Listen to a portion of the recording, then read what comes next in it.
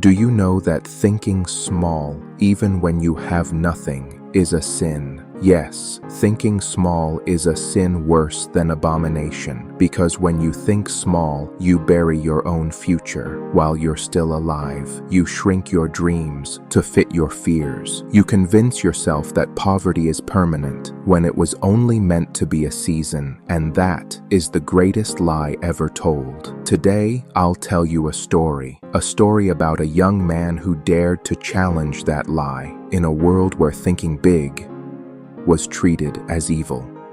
In a small, dusty village where men worked for pennies and dreams were seen as foolish, the people had learned to survive, not to live.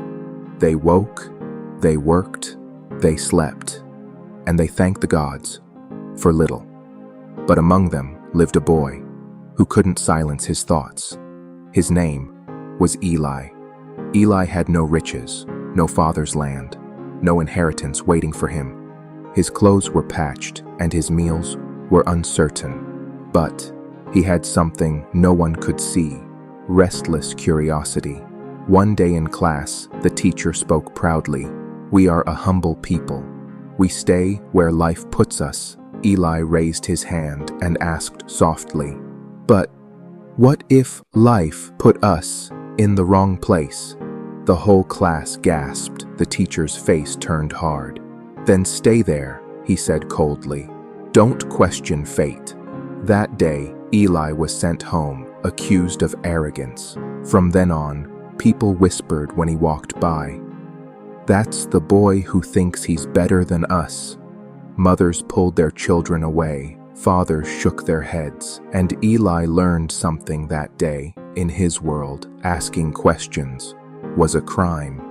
Yet that night, lying on the mat beside his mother's stove, he whispered to himself, "If thinking big makes me different, then maybe I was never meant to be ordinary." In that town, there was an unwritten law: stay small to stay safe. If you built a small hut, they clapped for you. If you built two, they called you greedy. If you dreamed beyond survival, they said you'd fallen into pride. Eli's mother begged him, "My son, dreaming too big will only bring you pain. Be like everyone else." But Eli looked at her hands, rough from years of work, and whispered, "Mama, I can't live and die the same way everyone does. There must be more." One night, he climbed a hill outside the village. Below him, he saw a place asleep, a people who had forgotten how to hope. He clenched his fists and said quietly, "If the world has forgotten us, then I'll give it a reason to remember." That night, a dream was born, not in comfort, but in defiance. Eli didn't have wealth, power, or even a plan. All he had was a fire inside him that whispered, "Think bigger." The next morning, he began. He cleaned the road that led into the town. He painted the walls with bright colors. He fixed broken chairs in the market square. People laughed. "You think paint will change our lives? Dreams don't fill stomachs, Eli." But Eli kept working, and with every stroke of color, the town began to change, not its wealth, but its spirit. One hot afternoon, as Eli worked, a man stopped his car beside the road. "Who's doing all this?" he asked. "Just someone who believes we can be more," Eli replied. The man smiled, took photos, and drove away.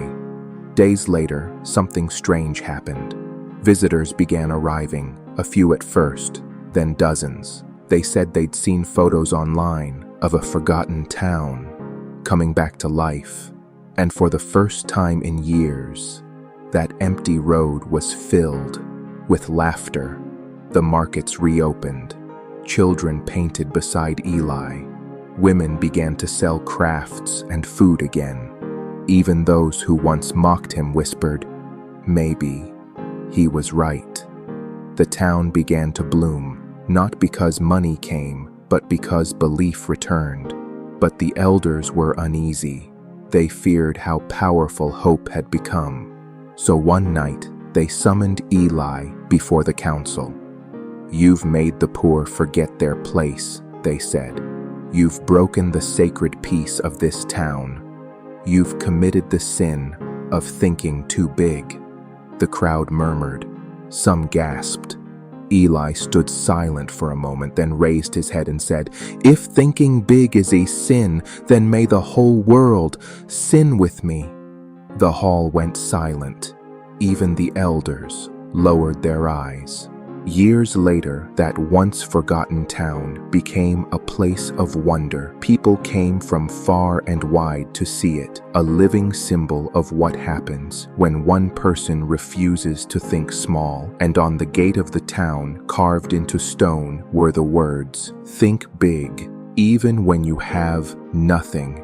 Thinking big was once called a sin. Now, it's their salvation. Because the poorest man isn't the one without money, it's the one who's lost the courage to dream. Eli had nothing, no wealth, no name, no help. But he had one thing that changed everything: the audacity to think beyond his reality. And if he could build a new world from nothing, so can you. When you think small, your world stays small. But when you dare to think big, even with nothing in your hands, you begin to build a life no one thought possible. Because life doesn't respond to what you have. It responds to what you believe you can become. And the moment you start thinking big, you start moving toward the person you were meant to be. And if this story resonates with you, subscribe for more videos like this.